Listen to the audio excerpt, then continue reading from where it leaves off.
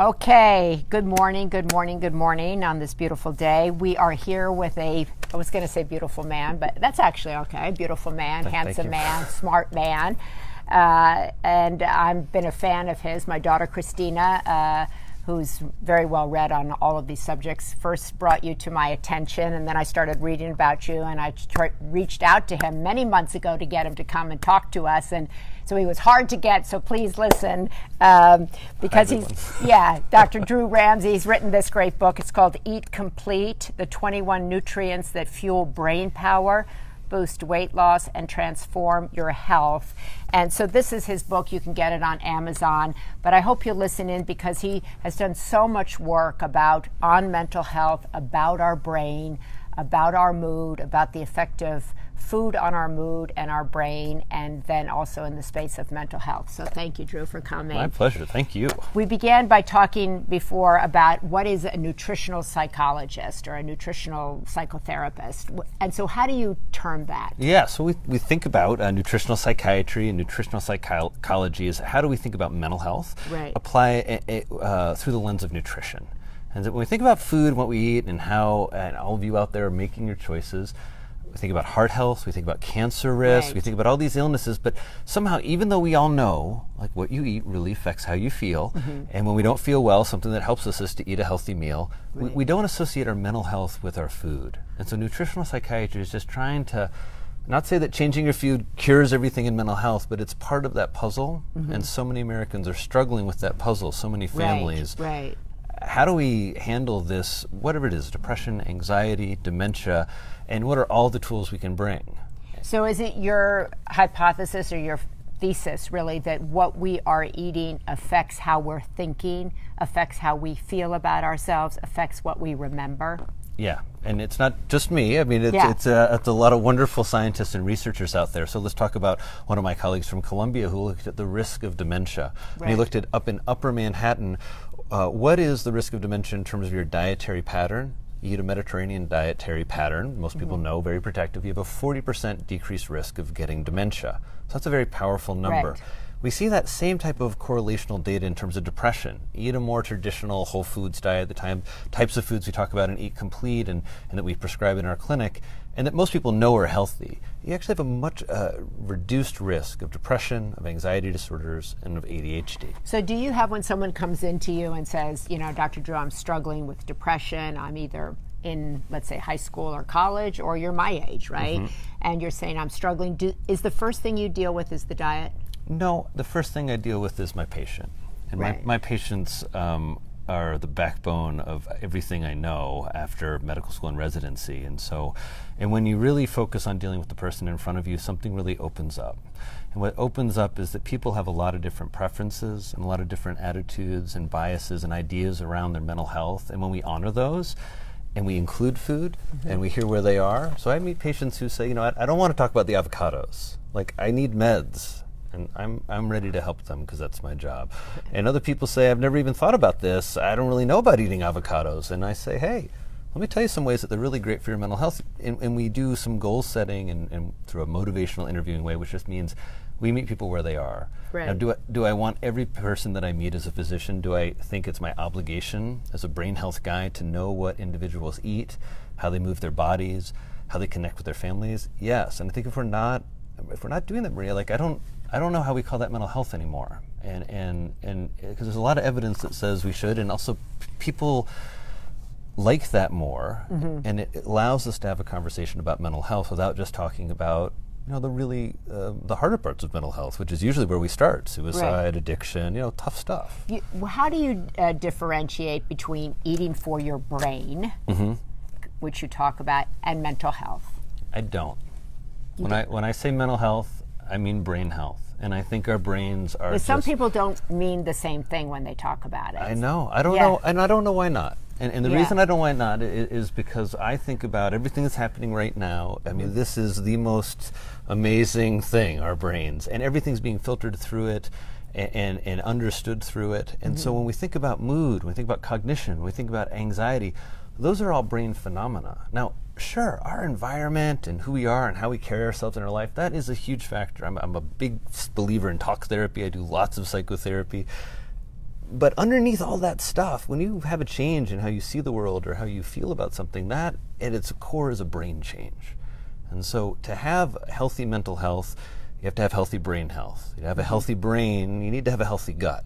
And so that's where food becomes part of that puzzle for a lot of individuals. So that's interesting because, as I've told you, we do a tremendous amount of interviews here when we talk about Alzheimer's and the frustration that we cannot find a cure. And now, in the last several years, many doctors now looking at lifestyle, looking at food, looking at exercise. That's one of the things we've been kind of pushing for several years. But I think kind of it still feels separate from the larger mental health question. So it's kind of Alzheimer's is like over there, and then there are some people talking about depression and anxiety over here and more serious mental health issues. And then kind of over here, like, what is the brain? How do I can feed the brain? How does that work? What do you mean? Am I feeding my body, or you want me to feed my brain? Did you guys in the medical profession make it all more complicated, or is it just that complicated? We had this idea long ago. It goes back to Rene Descartes, who said that there's this separation of mind and body. And I think that there's some of that makes sense when we think about our thoughts. You know, we don't think about that in cellular terms, but that's also done a disservice to us, because if we don't incorporate, first of all, if we don't incorporate brain health, and I'll agree, like, these are brain cells and they're talking, and sometimes it doesn't work for certain people in a variety of ways. And also if we don't acknowledge, like, we know about that. Right. Like when I say anxiety, everybody listening, you're not confused what I mean. Like, you've experienced that. Right. When I say feeling down or depressed, everybody knows what I'm talking about. When I say, like, not feeling super focused, these are human symptoms and conditions. And so I think we do need to agree on some level that brain health is a mental health phenomena, because it helps us, it also helps us fight stigma. If you have depression and it's not based in your brain, why do you have it? Right. Are you a bad person? You make some bad choices? Or maybe you don't try hard enough.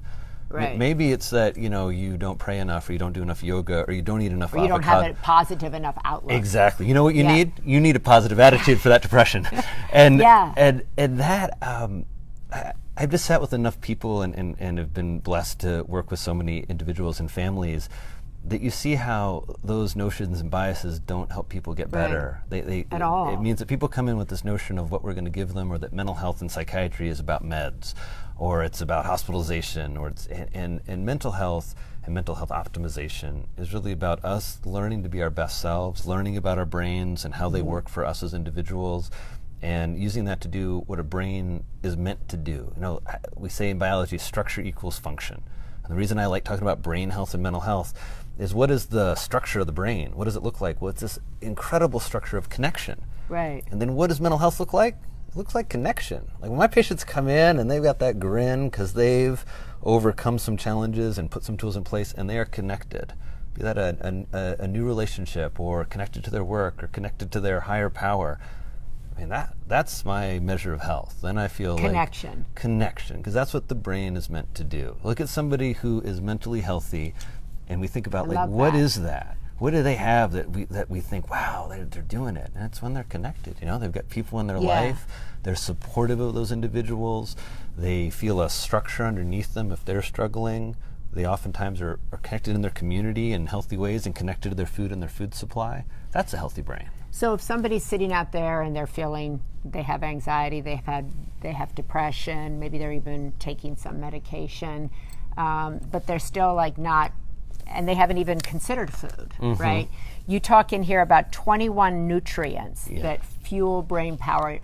You can get the book, but what are give us the 5 most important that people could start with today. And what I love today is I bet everybody listening has their little list that they're thinking about. So make your list, everybody. Let's see how you do, because everybody's heard about the long chain omega-3 fats. So part of the goal of Eat Complete is to, you know, people hear about those nutrients and then what do they do? And you really should know omega-3 fats, it's not just a miracle, they're actually the fats that are in your brain cells. And when you have more of these, what are called long-chain omega-3 fats in your brain cells, your brain, it doesn't shrink as much as you age. Your brain is a little more resilient. Your brain is in more, Eat Complete is about getting your brain into grow mode. And so people think very often that their brain stops growing. I thought that too, because that's what they taught us in medical school. I get so frustrated with, like, it's what they changed. Taught you. The science changed. I was supposed to be the doctor of the future. We're working on it. So class of 2000, Indiana University Medical School, my state medical school, because I'm a Hoosier, and and I love my state. He lives in his state.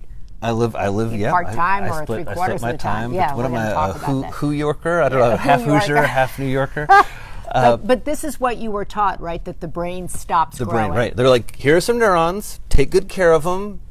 That's Good it. luck. That's it. Like, don't use them up. Yeah, and what we then began to understand there's a molecule called BDNF. One of the things that frustrates me is when you talk about mental health, everyone's like, oh, let's talk about serotonin. Right. Like, yeah, serotonin is great, really important molecule, but what's a really cool molecule is BDNF, brain-derived neurotrophic factor, and it's a molecule. Just remember BDNF. BDNF, and in fact, the whole part of E-Complete is like, you don't even have to remember that. Just remember that your brain grows, and certain things that you do every day, even today, is sending a signal to your brain. Keep growing, keep making connections, be resilient, or sending a different signal, like, have some inflammation, maybe don't be as resilient. And BDNF grows with exercise, right? That's BDNF, what research shows. Research shows, so BDNF, this some people call it miracle grow for the brain. It goes up with exercise. It goes up with medications and things like lithium. It goes up with psychotherapy.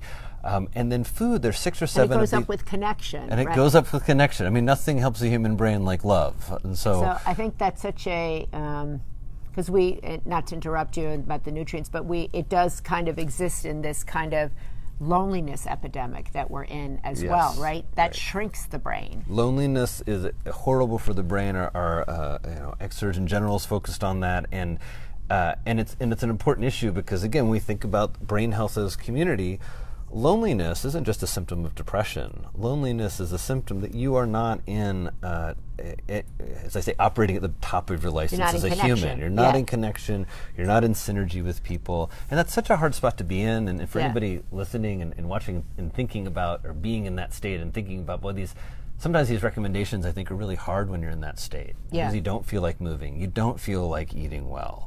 Or you feel like eating carbohydrates and sugar. Right. You don't feel like connecting because a lot of my patients when they're depressed, it's like, how about a date? And they're like, I don't want to go on a date. Yeah. Like, look at me, I'm really depressed. I was like, how you been doing? Like, I'm really depressed. And so how do we help individuals in that state kind of bridge to that first step? That getting more of these interventions in their life, maybe that's not the only piece, but it's part of the puzzle. So I always say, like, if you know somebody, particularly somebody who's in their 60s or 70s, reach out to them, include them. This is we're kind of we always talk about anti-aging, but we don't reach across the neighborhood to people. Well, it's one of those questions we should challenge. Like, how many folks watching? If you're a younger person in your 40s, how many individuals do you have strong connections with who are in their 60s and 70s? Yeah. And I find that I didn't have a ton of mentors in some ways earlier in my career, and I noticed that. And I realized it was a real problem a challenge for me is what I called it.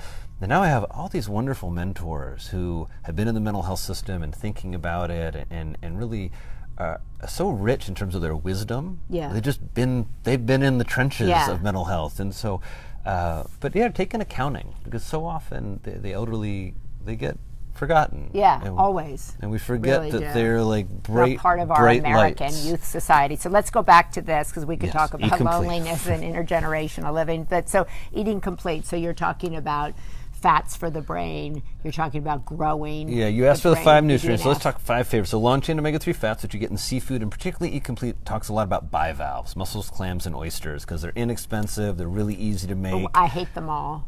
Oh, all of them? Now, yes, see, we're going to start working, because this is a little bit what happens when you start talking to Americans about seafood. And it I being like seafood. I just don't like those that you just so said. Interesting. Yeah, see, now we're getting somewhere. So that's it. So what don't you like? Is it a texture issue? Yeah, it's a texture. It's a slime issue. It's like a gross issue. Okay, so then there are all kinds of ways as we think about beginning to work with you. I'm sure I'm not the first person. No, not at all. Some of our greatest accomplishments are getting people to eat mussels and oysters, where there are all kinds of ways to do it. Or more commonly, we encounter it with fish. And you're a fish eater, you don't have to eat bivalves, but the reason bivalves are so interesting is they have this collection of nutrients. They have lots of zinc, and zinc is one of those nutrients that causes your brain to really, helps your brain get into grow mode.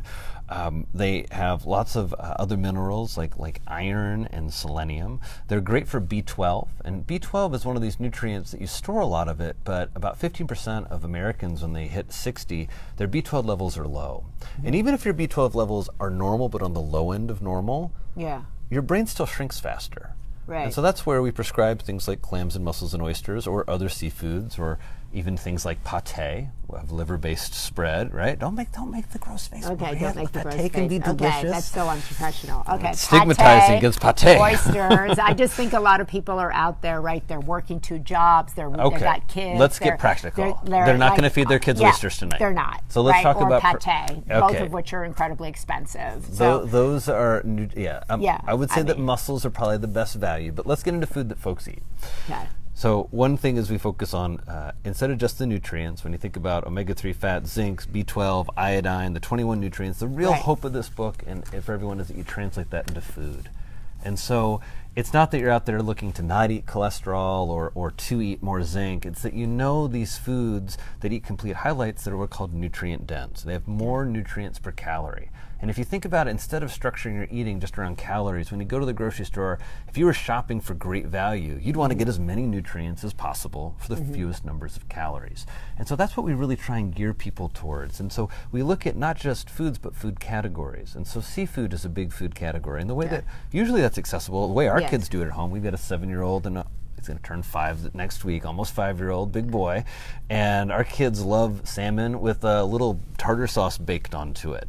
And they'll devour that. Bringing those eating habits to your kids at a very young age. Palate development, we call it. I like that. You just start, and I grew up in Indiana, Maria. Yeah. Fish meant fish sticks. Yeah. And then I moved to New York, and all these sophisticated eaters are eating seafood, and I really had to learn to adjust my palate. So I started with some really light white fish with a lot of lemon and breadcrumbs and garlic, and moved up to salmon, and now I eat all seafood, and I really enjoy it. Not because I'm forcing myself. We don't believe in that in our clinic. We want people to have a joyfulness around food.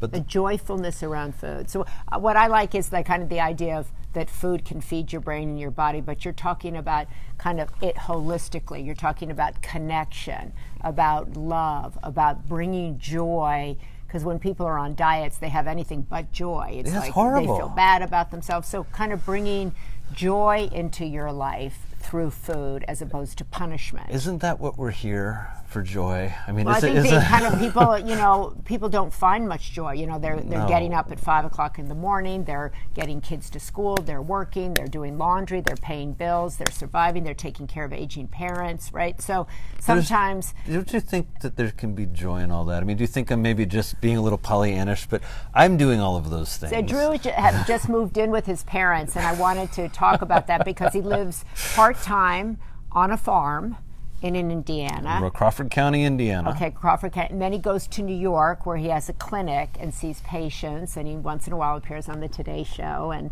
other things. But you are really kind of indicative of where the country is. You just said you're an only kid, so you're taking care of your parents because they took care of you. Yeah, I mean, so we've been in New York for about 17 or 18 years, and like a lot of New Yorkers with 2 kids, loving it there and wondering what to do. And then we have a big farm out in Indiana, and my folks were getting older, and we started spending the summers there, and then it just began to feel really like a nice, I called it a window, where my parents were still really intact. And like, my mom's a tough farm mama. She's making purple basil pesto, and I told her, does Marie want me to send her some? Yes, yes. Hi, Mom. Yes, I do. What else you got there on the farm? I want to come and my dad is, it's one of those things that you take folks who are aging and you're so worried, and then you see their incredible desire to function and contribute. So my dad is now taking the kids to soccer practice, and they light up. And so I saw this window where my kids and my parents could have this really wonderful time together. Connection. Yeah, and we didn't want to miss that. And so it's certainly been challenging. I miss being away a couple of days a week, but it's also allowed us to be in 2 parts of the country. And we really love being in Indiana, where we homeschool our kids, and we have a really wonderful, very conservative Indiana community. And then we have our community in New York, which is this very, it's a New York community. It's a very liberal New York community. And maybe it's because I'm a psychiatrist, and that we're not allowed to do anything political, but I really like being in both spots because I love my Hoosier neighbors, and I love my friends in New York. And what is the connection between the two? Because we often hear so much about the people on the coast don't understand the people in the middle, and you're having that experience. The connection between the two is that we're Americans, and that's something that has gotten missed. And I think the connection between those 2 places is that we love the same things. We love human connection. We love freedom. We love delicious food. We love the quirkiness of our country. and family too, and we right? love family, and so it's very interesting being in both places. You go to a soccer game, a YMC soccer game in Corydon, and first of all the parents are there, both of them. There's no child care providers there, and no one has out a cell phone.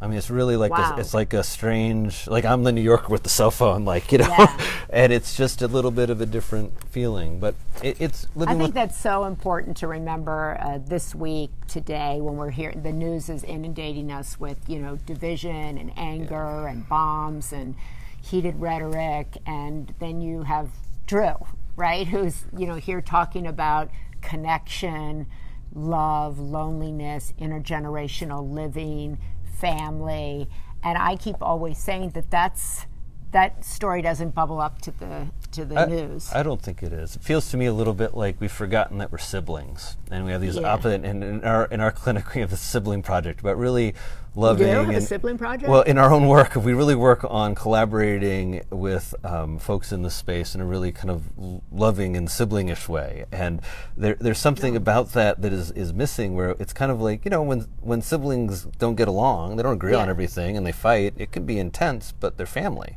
Right. And it doesn't cross a certain line, and it feels like we've forgotten that. Like, we all still live together in the same house. You know, when we treat each other this way, well, I'm really concerned with how it affects our mental health. And one of the things that no amount of avocado or salmon or fresh greens are going to help is when we have a level of stress and a level of divisiveness and a level of hostility that creates perpetual anxiety. Like, I said to somebody this morning, I'm going to go on a fast from politics.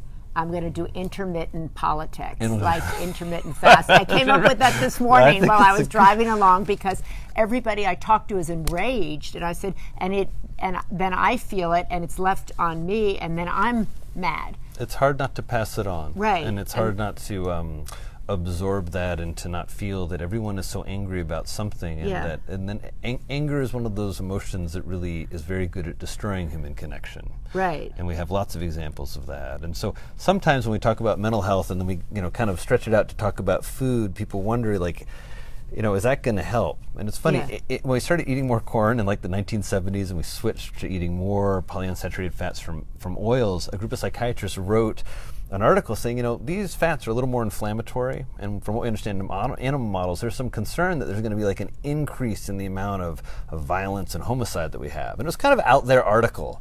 Yeah, wow. But you look at, if you think about our behavior, so interesting. So and a good example is you think about a Republican and a Democrat getting together and having a conversation, and they both have low blood sugar, maybe they had a couple beers the night before, they're feeling a little irritable, and they haven't had a good healthy meal.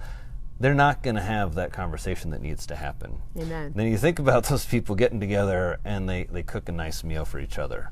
Some good healthy food that we all can, however you're going to define that. It tones down the inflammation. And they sit down and they have a conversation and share with one another. And over time, those individuals eating a healthier diet, theoretically and in the neuroscience and in the data, are just going to be more able to stay in that space and not give way to that affective deregulation that we can all be susceptible to when we get too angry. Not be as susceptible to the irritability. And then over time, I think more of us being in that state leads to more of us having productive, connecting conversations. And that's in some ways the true hope of this work, is that we begin incorporating and thinking about not mental health as just mental illness, but mental health is emotional wellness, emotional resilience. You know, there's I love that. My favorite founding father. I have a new favorite founder. I haven't had a great historical hero, and there's a great new book out. Oh, there's so many great historical heroes. Benjamin Rush. You know, Benjamin Rush was one of our founding fathers, and as a founding father, he was a physician. He was one of the youngest signers of the Declaration of Independence, great friend to Jefferson Adams, and he was the original American psychiatrist. And he helped found our country on a set of principles that we are going to address mental health and mental illness for individuals through our medical system. And that was a Rush principle? That was Benjamin Rush, and he started. I just learned something. Is there a copy of the Rush principles? There's a copy of the Rush biography that I'm happy to get to. but one of those, and started the first mental health treatment facility in the United States in Philadelphia, and I've really been inspired. Stephen Fried has written this, a great journalist at Columbia. I've been inspired by that idea that we started this country to be free, and we started this country to get rid of stigma. And we started this country on a set of principles about being open about who we are and loving one another and connecting with one another. And that has gotten lost. And because of that, our mental health suffers. That's underneath the 40 million Americans with anxiety disorder, the millions of American families who are struggling with somebody having depression or addiction. What was it? 45,000 suicides last year, 65,000 overdose deaths. When you think about all of those funerals, that everybody is affected. Yeah, and we have 40 million caregivers, the stress that they're under, the millions having Alzheimer's, dementia, other... I feel like we need to give tips. You were telling me earlier, we got to give tips. What are our tips? But I we're saying that this is an exciting time. It's a really exciting time. In the time. mental health space, the emotional well-being space. And so tell us what you're excited about in this time. I'm excited that there are a lot of I'm excited about a number of things. One, I'm excited that we're having a national level conversation, and we're using the words depression, we're using the word suicide, we're using the word bipolar disorder. And in everyday conversation. Yes. Yeah. 2-3 years ago when I was doing some of this work, and I'd go and I'd talk to a crowd and I'd sort of squeak out suicide here and there. And a couple years ago I decided that just every time I talk and do anything, I'm going to use that word, because we have to start using that word. Because that's the way that you screen for suicide, is you ask people, are you having thoughts of wanting to kill yourself? You don't say like, hey, right? It's a specific question. And so when we talk about mental health and our mental health in specific ways, first of all, we realize everybody's got some stuff. Yeah. The conversations, I'm also excited because we see high-level folks saying, you know, you think of me as one of the most functioning, funny individuals, and by the way, I have a suicidal depression, or I'm really struggling with memory loss, or I have panic disorder. And so that helps open things up. I'm excited because the science is, we're getting there. You're right, we don't have a cure for dementia yet, but we now understand dementia starts in your 30s and 40s. Right. So all of a sudden we're talking to people about prevention. Yes. We didn't know about that. No, right? So the idea I always say I wish I knew now in my 30s or 40s what I know now, right? Wish I knew back then what I know now, because I keep trying to say Alzheimer's is not something that we should talk about when we're 80. No, we want to talk about it when now. Yeah, and it's part of that mental health, so education. So other exciting things like New York City has just launched a mental health education program, K through 8. When you think about how does that change the conversation, well, first of all, it gives kids a language to talk about feelings and emotions, and when things are not feeling right, and an invitation to talk about it. So those kinds of things excite me. Genetics excites me. We're not there yet, but for a number of years now, a lot of us have been looking at some of the genes that regulate how we, for example, metabolize medications, or look at a number of the genes involved with how we regulate our mood. There's not a lot we can do with that clinically quite yet, but we're going to be able to soon. And so it's a very exciting time. The microbiome. Yeah. I'm an excitable guy, Maria. I can't. There's a lot. There's just this idea. Joy. There's joy. He's eating with joy. He's going to the soccer game. He's excited about mental wellness. That's I think everybody should be, in the sense that when we have that mental wellness and we think about mental wellness, and I see this in my patients, when we get into that stance that it's ours, and that whatever our stuff is, that like I tell people, like it's kind of like that's the car that you got. So you got to learn to drive it. And like any car, you can go anywhere you want in America. You got an old Volkswagen Bug. You can go on some great trips. You got to know about that car. It's a little different than if you're driving the nice minivan, right? It's just a little different ride. You got to plan a little differently. And so understanding ourselves and our emotional health, and understanding our mental health and our challenges, because those really vary for family. If you're in a family with lots of bipolar illness, how you think about your mental health plan and your mental wellness plan is something that we don't do enough of in America, to kind of accept, hey, these are some challenges for you. So I want to ask you, so many people I talk to just say they go to their doctor and their primary physician never asks them about their brain health, never asks them about their cognition, never talks to them about, hey, what are you eating and how might that be affecting your mood? Can you tell people what are or people, I talk to a lot of women who will say, I feel this, I feel that. And they're like, don't worry about it, it's just stress, or go take a nap. Or what should people be armed with today? Well, first of all, our colleagues in primary care are struggling so much where they get 7 minutes and they're in trouble with everyone because they don't have enough time. But if you look at the number one treater, like who's the population that treats the most individuals with depression, it's family practice doctors. And so I think the things that you want to be armed with if you're in that situation is a couple of lines that to get oriented. If your primary care doctor, that's your gateway keeper. And the most important thing is to have that line, I'm really feeling, and whatever it is it depressed, is it anxious? And to let somebody know, I'm worried about myself, I'm not feeling right, and I need a next step. Okay, right there, because I've heard, I'm worried about myself, I need a next step. That's because it's sometimes when you say, like, I feel this. Well, when you tell us you're worried in medicine and in healthcare and in mental health, we pay attention a little bit differently. Okay, and it's different than everything else. If you're telling me, I've got a little bit of a fever or I feel a little cramp here, I'm going to get labs and check that. And, if I don't find anything, I say, hey, I didn't find anything. I think you're okay. I'm worried about myself. You'll pay attention. Yeah. Okay. When you what tell else? me you're worried, when you tell me about specific symptoms, so for depression, tell folks about your mood, that it's really dark or that it's low. If you're having frightening symptoms, this is where I think safety gets involved. If you're having acute symptoms of just ever feeling like you don't want to be here, having images or thoughts of wanting to take your own life, if you're having significant problems with your sleep, sleeping too much, not sleeping enough, not falling asleep, these are all symptoms of depression, sometimes symptoms of anxiety. And so to have a list of the symptoms, I always tell people, not always, but I think that folks go to Dr. Google right now. And Dr. Google has a list of symptoms, and Dr. Google has the PHQ-9, which is a screening test for depression. It has the Beck Depression Inventory. So if you're struggling with your mood, if you're struggling with any sort of substance use on a regular or daily basis, if you're worried about yourself, that's when first communicating that to a care provider, communicate that to your clergy. If you're in a faith-based organization, speak with one of the individuals there about that. Our clergy provides so much mental health support. The important thing is to start a process of identifying what is that.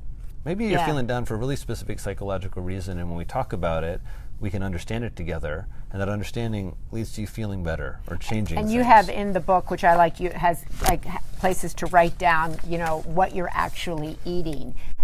What your complete diet looks like, and I think I don't know. Yeah, where it's just it our is. simple food here. assessment, because we say Where was it? It's I think Somewhere. chapter 4. Okay. And the simple food assessment. Places to write down, so you begin to kind of be aware of what car you're driving, right? Yeah. And then when you go to your doctor, you have a log. I think so. I think for the food part, a lot of physicians aren't kind of equipped or oriented that way. So I think right now a lot of people have a bad experience where, my doctor doesn't talk to me about food, and that's because that's usually not in a physician's toolbox. But that doesn't mean you shouldn't be talking about food. Right? That means that maybe you want to tell your doctor, I'm going to do some dietary changes and I'm going to be back in 6 months. And then you find a health coach, you find an eating group, you find a friend who wants to improve their diet. There are lots of e-courses. We have an e-course, Eat to Beat Depression, which is just a simple set of videos around helping you do some of what's in the book. Explain that. You have, so he has an e-course that you can go on. It says Eat to Beat Depression. Yeah, and it's just an idea that if you're going to beat depression, maybe you need meds, maybe you need psychoanalysis and talk therapy or CBT therapy, but we know that if you're eating certain foods, again, these food categories, more leafy greens, more rainbow vegetables, more nuts and seeds, more fatty fish, you're going to have a better chance in that fight. And why wouldn't you go in with a really fully nourished brain? I also like it because I don't like the idea that I'm treating something that's caused by bad nutrition. So if you're just eating garbage and you're feeling sluggish and you're feeling tired and you're irritable and you're not sleeping well, is that because your diet's garbage or is that because you have depression? So you're asking people to be partners in their health. Yeah, that's how I always tell people, I work for you. It's a partnership, though. And one of my favorite supervisors told me, these are problems that you can't solve with one brain. You gotta have two brains. And when it's sort of like that theory relatively, you can't quite tell where the atoms are. Right. It's and so you have two brains involved, and that helps. It helps hold people accountable. It helps people have empathy. When you come in and you tell me about your panic disorder or about mania or about I've heard some really horrible stories of individuals having family members die by suicide recently. There's a way that sitting together with that is really the first step to having that partnership and that alliance that allows us to do the hard work of helping people get themselves better.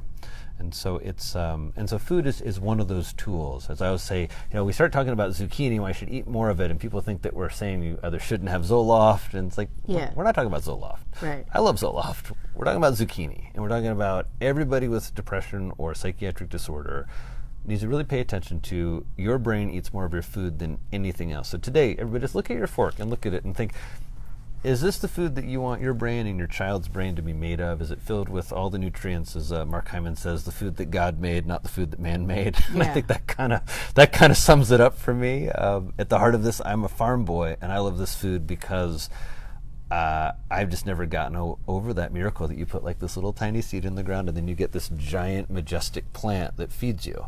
Right. I mean, that just blows my mind every time. So to eat more of what God made. Yeah, I mean, it's right. If it's in a package. When we say traditional diet, that's what we mean. We mean food that's always been here. We don't, and you can slice that up all kinds. The data gets sliced up. The Japanese diet, the Norwegian diet, the Mediterranean diet, the Whole Foods diet, and all those are saying a similar thing. You cut out packaged foods. That's what we did in the Happiness Diet, my first book. We really looked at how food changed, and it gets very simple when you look at it through the historical change. We changed the types of fats we're eating, we changed the type of sugars and carbohydrates we're eating, and subsequently we've gotten very sick. And when we get sick in this way, obesity, diabetes, high blood pressure, we also get, our brains get sick. Our moods get sick. Our moods get sick. Your risk of depression doubles when you have diabetes. Your risk of obesity doubles when you have depression, and vice versa. And so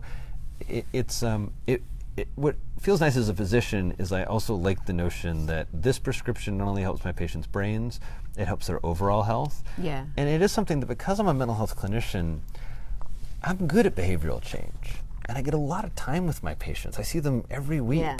And because of that, it kind of feels like, it's a good setting to really help people getting things going and shifting their lifestyle in a way that really promotes brain health, that helps as we're thinking about the battle against dementia and we're thinking about the fight against the mental health epidemic. So I think it's a piece of the puzzle. Well, I really hope that people come away with this, not only that they go and buy this book, Eat Complete, the 21 nutrients that fuel brain power, boost weight loss, and transform your health, focusing more on the brain power and transforming your health component, but also to think, which is so great about it all holistically. Do you have connection in your life? Do you have love, which is a better word in a way than love, right?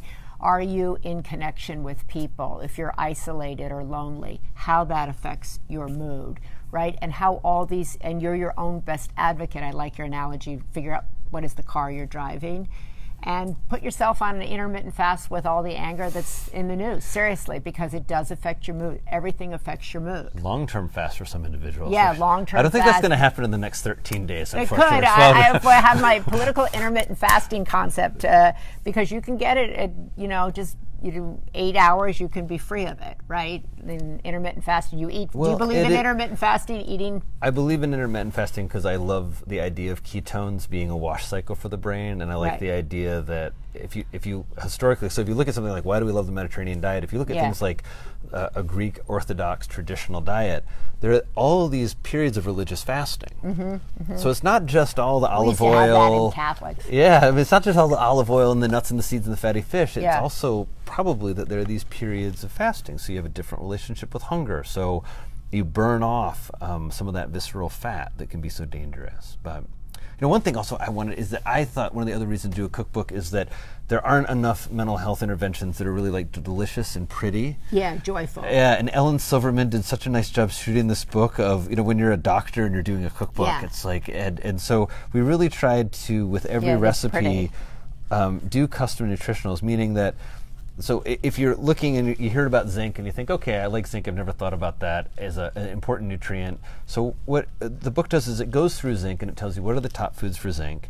And then it tells you what are the top foods in this book that'll get you 100% of your zinc.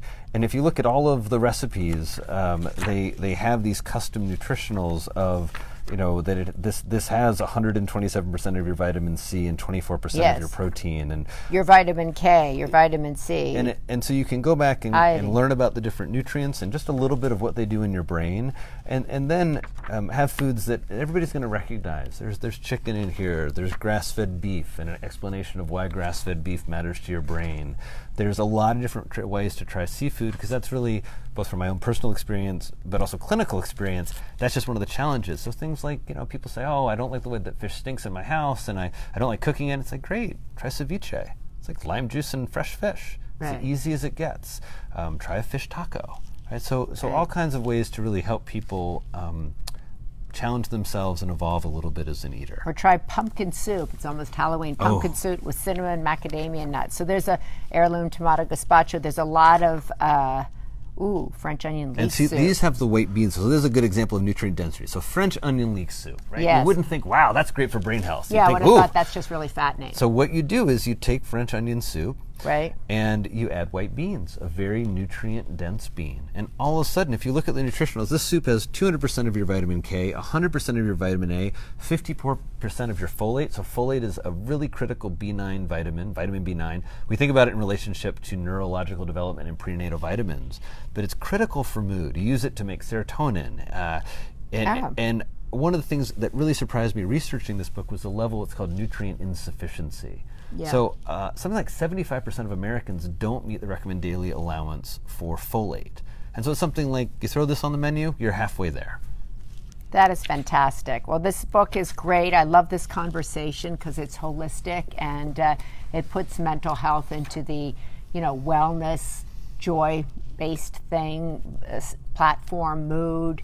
And also, I think beginning, if you're a parent, to talk to your children very early on about their mental wellness. Now, I didn't grow up with that. None of us did. That's what we're going to change. Yeah. That's why I'm excited. Yeah, that's exciting. I talk about it a lot with my kids now, and the more I talk about it, the less threatening as a subject it becomes. And it's so scary for parents, for all of us, where we so want to protect our kids from mental health challenges, from feelings of depression. And when they're struggling with that, being ahead of that, so if that does happen to you and your family, that there's a conversation and a dialogue about it. And so instead of it being something that is so frightening, it's something that you're in conversation about. And when we're in conversation, things get understood. And when things are understood, we're not scared of them anymore. And I think the point that he was making also, which is so great, is that we all have mental health. We all have a brain, so we want to be concerned about our mental health. I know oftentimes there's one kid or two kids who feel they're the only ones in a family who have a mental health challenge, and therefore, what's wrong with me? What is wrong with me? It's about them. And if you have a problem with your mental health, you're a little defective. Yeah, and there's some you're part of society that just didn't get a full deck, right? Yeah. And so how do we change that, right? As a parent, I'm really interested. How do we make the conversation that you have mental health challenges, I have mental health challenges, everybody has mental health challenges? Is that the right way to approach it? I think that I learned a lot from the individuals with alcoholism that I treat. Yeah. One of the principles of AA is that you talk about your own story. And that if you meet somebody who's struggling with alcohol, you don't say, hey, I'm in AA, you ought to stop drinking. You say, I can only share with you what I've been through. I was really struggling with alcohol, and I did this. And so I think that's very hard for parents when you have anxiety and you see your kid with anxiety. Yeah. How do you share some of that? And I think, well, there are lots of ways. First of all, you know your kid better than anyone. And so share ways that you have dealt with anxiety. Don't do that thing we're so compelled sometimes to do to tell our kids not to be anxious and don't be sad and come on. Or we've all been guilty of that. I mean, that's, parenting is a work in progress. One of the things that my wife does that I love with our kids, because we have all kinds of history of mental health disorders on both sides of our family, and is we really focus on exercise. Sometimes when our daughter's in a bad mood, say, let's go run around the pond. Because that's one of those tools that I know for both my wife and myself really work for us. That when I'm not in a good spot and we go out on a run together, or a mountain bike ride, or we just get out for a walk and get outside, I know that helps me. It's just like sleep. Last night I flew here, I was exhausted, and my brain wasn't in a great spot. And I knew as soon as I slept for 5 or 6 or 8, hopefully hours, I'd be fine. But I know the car that I'm driving, and I just think encouraging that conversation that if you're talking about it, and also not just talking about the symptoms, right? Where I think parents get so worried, and really trying to be with your kid in more hear what's going on, which so many parents just do a great job of. That's, I think, what gets the conversation going in a different way. Great. Go run around the pond. Remember that. Run around the pond and know the car you are driving. I'm going to go down and think about that today and figure out what's under the hood and how to deal with it, how best to help it. That is mental health, that right? Is Put in good health. fuel. That's right. Put the fuel in there so it can run. Thank you so much, Dr. Drew Ramsey. Thank you, I hope Maria. we'll keep talking. I think this is really important. This is a cookbook, Eat Complete, but it's really much more than a cookbook. It's a holistic health book, and it prompts questions. It gives you a place to write things down, and it turns you into your own best advocate, which is what we all need to be, and those of us who have kids need to be our kids' advocates and teach them how to have these conversations and how to eat this food. I as my daughter said the other day, I can't believe you gave us Lunchables. And I did, because I thought that was quick and fast, and I counted the number. I counted the ingredient list on Lunchables, and I think it was like 170 something. I think. What do you think about what it should be? It should be like, beef jerky, cheese, apples, hummus. But I think this is a whole new conversation that we're having, right? I was explaining that to my kids in their late 20s.